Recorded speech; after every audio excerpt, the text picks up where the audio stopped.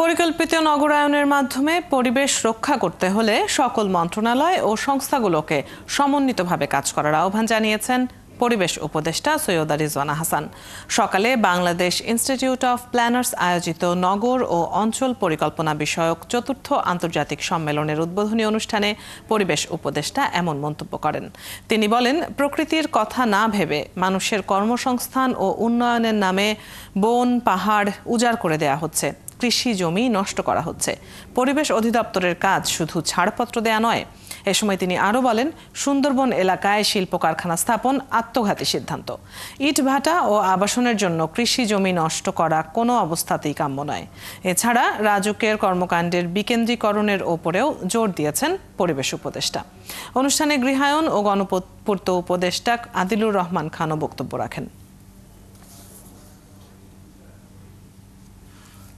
রাষ্ট্রের সকল পর্যায়ে মূল্যবোধের একটা বিষয় হিসাবে অন্তর্নিহিত করে দিতে হবে, যাতে করে শুধুমাত্র একটা সংস্থাই পরিবেশের কথা বলে আর বাকি কোনো সংস্থা পরিবেশের কথা বলবে না, এইটা না হয়। ইটভাটায় মাটি সরবরাহ করবে তারও কিছু দালাল তৈরি হয়ে গেছে।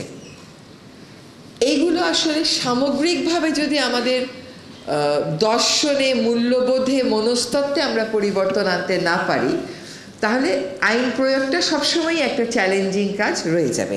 স্থানিক পরিকল্পনা কৃষি জমি ও পরিবেশের সুরক্ষা নিশ্চিত এবং পরিবেশের নিয়ম মেনে চলার মাধ্যমে উন্নয়ন প্রকল্পগুলো বাস্তবায়ন করার ক্ষেত্রে ভূমিকা রাখতে পারে।